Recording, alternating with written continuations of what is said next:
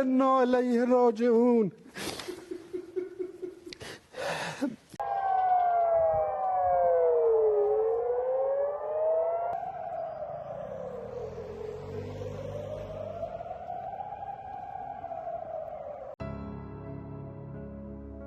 ኣብዚ እዋን እዚ ኣብ ማእከላይ ምብራቕ ኣጋጢሙ ዘሎ ኩነታት ኣዝዩ ሕልኽላኽን ዘተሓሳስብን ኮይኑ ንነዊሕ ዓመታት ብሻዶው ዋር ዝፍለጥ ዝነበረ ኩናት ኣብ መንጎ ኢራንን እስራኤልን ድሕሪ ናይ ነዊሕ እዋን ናይ ዲፕሎማስያዊ ምትፍናን ሎሚ ናብ ብርቱዕ ወታደራዊ ጎንፂ ተለዊጡ እዩ። ኣብ መወዳእታ ለካቲት 2026 ተጀመረን ኣብ መጀመርታ መጋቢት 2026 ዝቐጸለን እዚ ወጥሪ ድሕሪ ኣብ ዝተርኣየ ውድቀት ናይቲ ኣብ ቪየና ዝካየድ ዝነበረ ናይ ኒውክለር ድርድር ኣሜሪካን እስራኤልን ብሓባር ኮይነን ኣብ ልዕሊ ኢራን ዝወሰደኦ ስጉምቲ ዘበገሶ እዩ።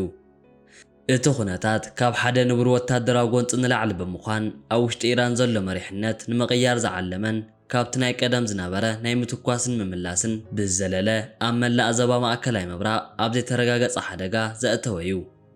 እቲ ቀንዲ መበገሲ ናይዚ ጎንፂ ኢራን ንፕሮግራም ኒውክለር ክትገድፎ ወይ ክትቅንሶ ዝነበረ ዘይምስምማዕ ኮይኑ ኣሜሪካን እስራኤልን ኢራን ናብቲ ናይ ኒውክለር መጨረሻ ከይትበፅሕ ዝነበረን ስጋኣት ብምግንዛብ መወዳእታ ናይቲ ዲፕሎማስያዊ ማዕጾ ተዓጽዩ ኢለን ስለ ዝደምደማ እዩ ነይሩ።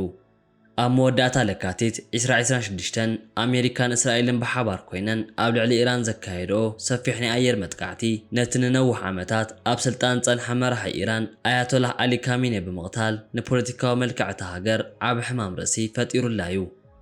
እዚ ስጉምቲ እዚ ብውድብ ሕቡራት ሃገራት ይኹን ብብዙሓት ሃገራት ብትርኽ ክንቀፍ እንከሎ ንዞባዊ ሰላም ዘለዎ ትርጉም ድማ ናብቲ ዝኸፍአ ደረጃ ከም ዝበጽሕ እናተገልጸ እዩ።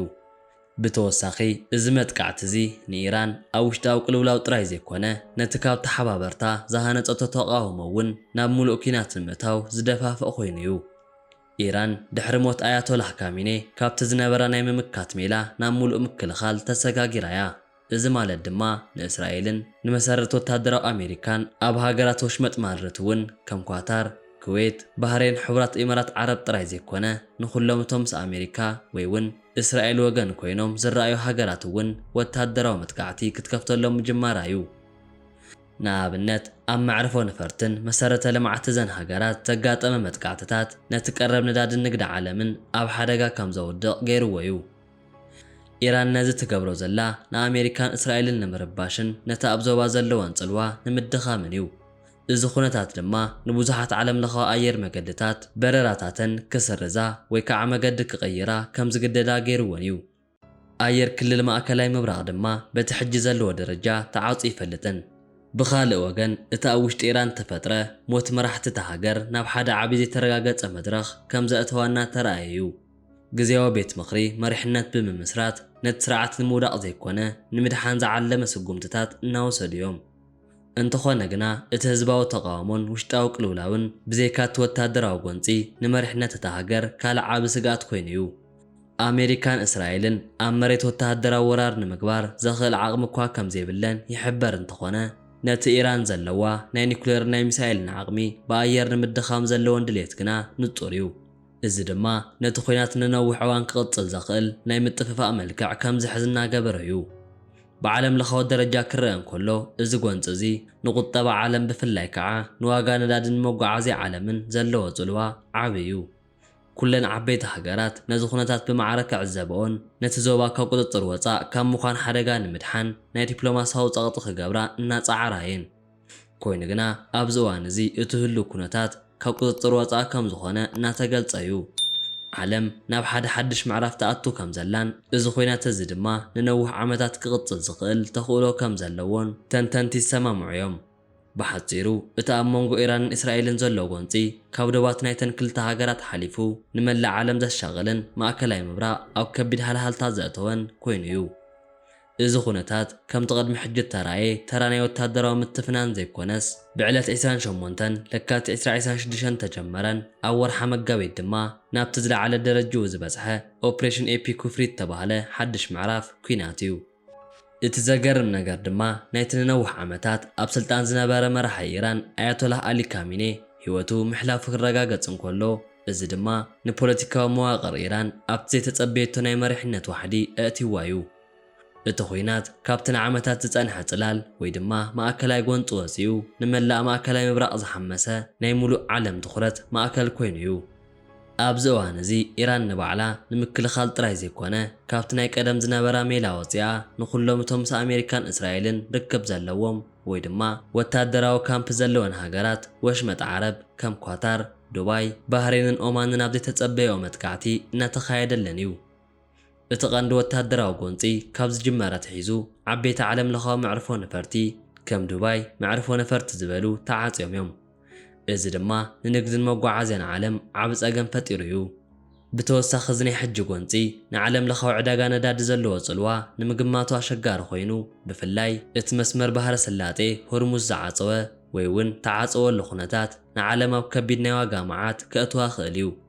ኣብ ውሽጢ ኢራን ናይ ግዜያዊ መሪሕነት ባይቶ ብምምስራት ነቲ ስርዓት ንምድሓን ዝግበር ዘሎ ፈተነታት ክረአ እንከሎ እቲ ወታደራዊ ፀቕጢ ግና ኣዝዩ ብርቱዕ ኮይኑ እናቐፀለ እዩ።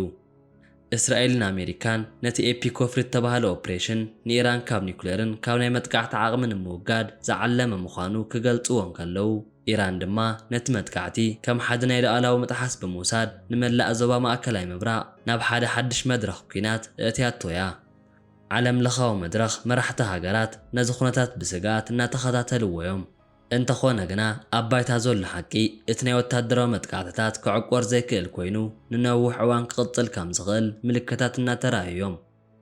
እቲ ኩነታት ብዝያዳ ዘተሓሳስብ ዝኾነሉ ድማ ኣብቲ ንግዲ መራኽብ ዝካየደሉ ባሕሪ ኦማንን ከባቢኡን ዘጋጠሙ መጥቃዕትታት እዮም። መራኸባት ነዳዲ ተዓፅን እቲ ዝወሃብ ዝነበረ ነዳዲ ናብ ዓለም ከይበጽሕ ብምግባሩ ዓለም ለኻዊ ቁጠባዊ ፀገም ከስዕብ ዘለዎ ዕድል ሰፊሕ እዩ። ህዝቢ ኢራን ካብቲ ቅድሚ ሕጂ ዝነበረ ናይ ውሽጣዊ ተቃውሞታት ሓሊፉ ሕጂ ድማ ኣብ ማእከል እቲ ወታደራዊ ሃልሃልታን ኣብ ከቢድ ሰብኣዊ ቅልውላውን ኣትዩ እዩ። እቶም ናይ ግዜያዊ መሪሕነት ኣባላት ነቲ ኩነታት ንምድሓን ዝገብርዎ ዘለዎ ፈተነታት ኣብ ቅድሚ እቲ ብርቱዕ ወታደራዊ መጥቃዕትታት እስራኤልን ኣሜሪካን ብዙሕ ጽልዋ ዘለዎ ይመስልን እዩ።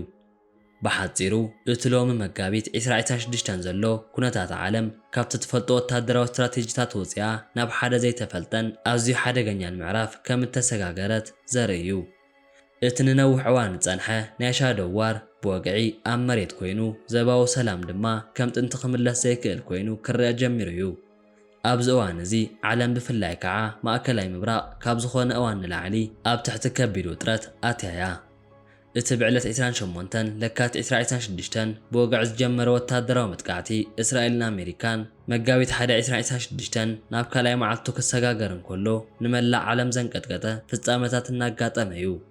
እቲ ዝካየድ ዘሎ መጥቃዕቲ ኦፕሬሽን ኤፒኮፍሪ ተባሂሉ ክጽዋዕ እንከሎ ኢራን ድማ ነቲ ንነዊሕ ዓመታት ዝነበረ ምንጽልላው ኩናት ዘይኮነስ ብወግዒ ናብቲ ወታደራዊ ጎንፂ ብምእታው ኣብ ቴሄራን ኣብ ሰማይ እስራኤልን ከምኡውን ኣብ ከባቢ ወሽመጥ ዓረብ ብርቱዕ ግጥማት እናተኻየደ እዩ። እቲ ዝዓበየ መደንገፂ ዓለም ድማ ሕልፈት ናይቲ ንነዊሕ ዓመታት መራሒ ኢራን ዝነበረ ኣያቶላህ ኣሊ ካሚነ ብምዃኑ እዩ። መራኸቢ ማዕከናት ኢራን ብወግዒ ከም ዘረጋገፅኦ እቲ መራሒ ኣብ ቤት ጽሕፈቱ ዝነበረሉ እዋን ብተገብረ ናይ ኣየር መጥቃዕቲ ከም ዝሞተ ተገሊጹ እዩ። እዚ ፍጻመ እዚ ኣብ ውሽጢ ኢራን ጥራይ ዘይኮነ ኣብ መላእ እቲ ዞባ ዓብ ናይ መሪሕነት ባዶነትን ዘይተረጋገፀ መጻእን ፈጢሩ እዩ። ነዚ ከቢድ ሃዋሁ ንምምካት ኢራን ግዜያዊ መሪሕነት ባይቶ ብምምስራት ነቲ ኣብ ወታደራዊ ፖለቲካውን መዳይ ዘጋጥም ምፍርራስ ንምዕራይ ፈተነታት እናተገብረ እዩ። እቶም ሓደስቲ መራሕቲ እውን ዝኾኑ ኣባላት ባይቶን ንህዝቢ ኢራንን ናይ ምቅላስን ሕነ ናይ ምፍዳይን ጻውዒት ተቕሪቦም እዮም። እቲ ናይ መሪሕነት ዋሕዲ ኣብ ውሽጢ እቲ ሃገር ንዘሎ ወታደራዊ መዋቕር ከመይ ገይሩ ከም ዝንቀሳቐስ ኣብ ዘተሓሳስብ ደረጃ ኣእትይዎ እዩ። ብኻልእ ወገን እቲ ኣብ ወሽመጥ ዓረብ ዘጋጠመ ኩናት ነቲ ዝነበረ ናይ ንግዲ መስመር ብፍላይ ከዓ መተሓላለፊ ነዳዲ ዘለዎ ፀገም ኣስፊሕዎ እዩ። ኣብዚ ሰዓት እዚ መራኽብ ነዳዲ ኣብ ባሕሪ ኦማን ክጥቃዕ እንከለዋ እቲ ውሳነ ድማ ዓለም ለኻዊ ዋጋ ነዳዲ ናብ ዘይተሓስበ ደረጃ ከም ዝልዕል ገይርዎ እዩ። ብተወሳኺ መዕርፎ ነፈርቲ ዱባይ፣ ዶሃን ባህሬንን ተዓፅዮም ስለ ዘለው ዓለም ለኻዊ መጓዓዝያ ሰማይ ዓብ ፀገም ገጢምዎ እዩ።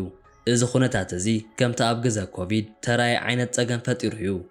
እቶም ተጓዓዝቲ ኣብ ዝተፈላለዩ ሃገራት ተዓፅዮም እዮም። ብምቕጻል እውን ብምኽንያት ዕፅዋ ክለ ኣየር ኣብ ሕቡራት ዓረብ ኤምሬትስ ንዝነበሩ ልዕሊ 20,000 ናይ ወፃኢ ሃገራት ኣጋይሽ መንግስቲ እቲ ሃገር ዘርኣዩ ኣብነት ዝኸውን ተግባር ዓለም እናድነቐቶ እያ። ዝኾነ ጋሻ ካብ ሆቴላይ ወፅእን ዝብል ጽኑዕ መምርሒ ንዓውዲ ቱሪዝም ኣመሓላሊፉ እዩ። መንግስቲ ከም ዝገለጾ ናይቶም ኣጋይሽ ወጻእታት ሆቴል መግብን ካልኦት መሰረታዊ ድሌታትን ሙሉእ ንሙሉእ ብባጀት መንግስቲ ከም ዝሽፈን ገሊጹ እዩ። መንግስቲ ጥራይ ዘይኮነ ብሕታዊ ትካላት እውን ግድኦም ተጻዊቶም እዮም። ብዙሓት ወነንቲ ኣባይትን ውልቀ ሰባትን ኣባይቶም ንዝተጸገሙ ኣጋይሽ ብናጻ ክፉት ገይሮም እዮም። ካብ ኩሉ ንላዕሊ ድማ መንግስቲ ነቶም ኣጋይሽ ብሰላም ክሳብ ዘፋንዎም ዋጋ ምውሳኽ ይኹን ባዕልኹም ከኣሉ ዝብል ኣሰራርሓ ኣይህሉን ብምባል እታ ሃገር ክሳብ ክንደይ ቀዳምነት ከም ዝሃበት ዘርኢ ዓቢ መርኣያ ኮይኑ እዩ። እቲ መጥቃዕትታት ናብ ወታደራዊ ማዕስከራት ኣሜሪካ ኣብ ኳታርን ኩዌትን ብምስፍሕፍሑ እዚ ጎንፂ እዚ ናይ መላእ ዓለም ኣቓልቦ ስሒቡ እዩ። መንግስቲ ኣሜሪካ ብወገኑ እዚ ኦፕሬሽን እዚ ንዓመታት ዝጸንሐ ስጋኣት ኢራን ንምቅላል ዝዓለመ እዩ ብምባል ብርቱዕ ወታደራዊ ደገፍ ከም ዝህብ ኣረጋጊጹ እዩ። እስራኤል ድማ ብወገን ካልእ ሃገር መጥቃዕቲ ከይካየደላ ናይ ነዊሕ ርሕቀት መጥቃዕቲ ተዳሉ ከም ዘላን ኣብ ውሽጢ ቴሄራን ዘለዎ ስትራቴጂካዊ ቦታታት ከም ዝመረፀትን ሓቢራ እያ። ኣብ ውሽጢ ኢራን ዘሎ ህዝቢ ኣብ መንጎ እቲ ናይ መንግስቲ ናይ ተቃውሞ ጻውዒትን እቲ ኣብ መዓልታዊ ህይወቱ ዘጋጥም ዘሎ ናይ ነፈርቲ መጥቃዕትን ተሻቒሉ እዩ ዝርከብ። ኣብያተ ትምህርቲ፣ ሆስፒታላት ከምኡውን ናይ መነባብሮ መሰረታዊ ልምዓት በሪሶም እዮም። ውድብ ሕቡራት ሃገራት ኣብ ዝገበረ ህፁፅ ኣኼባ ኩለን ሃገራት ነቲ ኩናት ደው ንምባል ጻውዒት ኣቕሪበን እኳ እንተኾና ኣብ ባይታ ዘሎ ሓቂ ግና ካብ ዲፕሎማስያዊ ጸቕጢ ወፃእ ኮይኑ እዩ። እቶም ናይ ጸጥታ ቤት ምኽሪ ኣባላት ነቲ ዘጋጥም ዘሎ ሰብኣዊ ቅልውላው ብኸመይ ክፈትሕዎ ከም ዝኽእሉ ዘይፈልጡ ኮይኖም እቲ ናብ ውግእ እቲኻ ናይ ምውፃእ ኤግዚት ስትራቴጂ እውን ክሳብ ሕጂ ንጹር ኣይኮነን። እቲ ብኢራን ተላዕለ ሙሉእ ዓላማዊ ጎንፂ ኣብ ከም ዞባታት ጀመን ከምኡውን ኣብ ካልኦት ሃገራት እስልምና ብዛዕብለለን ቦታታት ድማ ተቃውሞታት ክለዓሉ ጀሚሮም እዮም። እዚ ንጥፈታት እዚ ነቲ ዞባ ናብ ሓደ ሓድሽ ናይ ጽልእን ናይ ቅልውላውን ምዕራፍ ከም ዘእተዎ ተገሊጹ እዩ። ብተወሳኺ እቲ ወታደራዊ ጎንፂ ዘይኮነ ኣብ ኢንተርነትን ኣብ ዲጂታል ቴክኖሎጂን ዝካየድ ዘሎ ጸለማዊ ኩናት ሳይበር ዋር እውን ዓቢ ተራ ዝሓዘ እዩ። ባንክታት ኢራን ናይ ሓይሊ መብራህቲ መርበባት ከምኡውን መራኸቢ መሳርሕታት ብተደጋጋሚ መጥቃዕቲ እናወረዶም እዩ። እዚ ድማ ህዝቢ ካብ ናይ ግዳም ዓለም ሓበሬታ ንምርካብ ከም ዝጽገም ገይርዎ እዩ። ናይ እስራኤል ቴክኖሎጂ ንናይ ኢራን ናይ ኣየር መከላኸሊ ስርዓት ብምህሳስ ብደረጃታት ከም ዝበጽሑ ይግለጽ እዩ። ብተወሳኺ እቲ ኣብ ዓለም ለኻዊ ዕዳጋ ዘሎ ስጋት ንቁጠባታት ዓለም ማለት እውን ንሃገራት ኤውሮጳን ኣሜሪካን እቲ ዝነበረ ንግዲ ወይ ነዳዲ ንምቕያር ተገዲደን እየን። ነፍሲ ወከፍ ሃገር ነቲ ኣብ ማእከላይ ምብራቕ ዘሎ ኩነታት ብምርኣይ ኣብ ዶባትን ኣብ ውሽጣዊ ጸጥተአን ናይ ምሕላው ስጉምትታት እናወሰዳ እየን።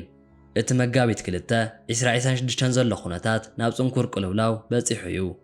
እዚ ኩናት እዚ ንመላእ ዓለም ዘንቀጥቀጠ ፍጻመታት እናረኣየ መወዳእትኡ ክሳብ ክንደይ ዝኸፍአ ክኸውን ከም ዝኽእል ዝፈልጥ ዋላ ሓደ የለን። ኣብ ወርሓ መጋቢት 2026 እዚ ከቢድ ታሪኽ እናተፈጸመ ከሎ ዓይኒ ዓለም ናብቲ ማእከላይ ምብራቕ ተተኺሉ እዩ።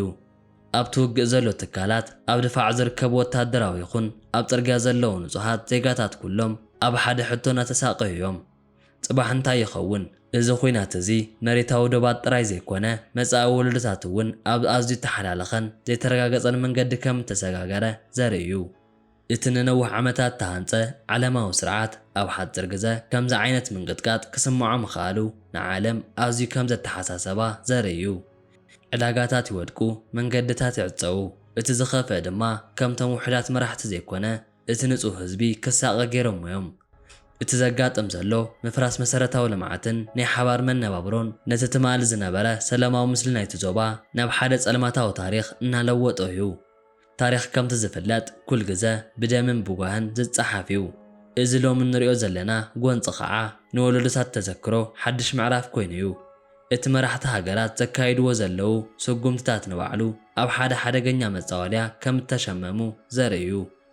እቲ ወታደራዊ ዓቕሚ ጥራይ ክጥቀም ምፍታን ንዲፕሎማስያዊ መገድታት ዘጥፍእ እዩ። እቲ ከባቢ ንዓመታት ዝኾነ መገዲ ሰላም ኣብ ሓንቲ መዓልቲ ክፈርስ እንከሎ ምርኣይ ንሰብኣዊ ባህሪ ዘለዎ ስጋት እውን ክውስኽ ገይርዎ እዩ። ሎሚ እቲ ዓለም ትሪኦ ዘላ ኩነታት ብዛዕባ ፖለቲካዊ መድረኽ ጥራይ ዘይኮነስ ብዛዕባ ህልውና ናይ ሰባት እዩ። እቲ ንነዊሕ እዋን ዝጸንሐ ውጥረት ሕጂ ናብቲ ዝለዓለ ደረጃ ምስ በጽሐ እቲ ዓለም ትጽበዮ ዘላ ፍታሕ ካብቲ ናይ ሎሚ ባርዕ ወፂኡ ናብ ሓደ ሓድሽ ምዕራፍ ክሰጋገር ዘለዎ ተኽእሎ ኣዝዩ ዘተሓሳስብ እዩ።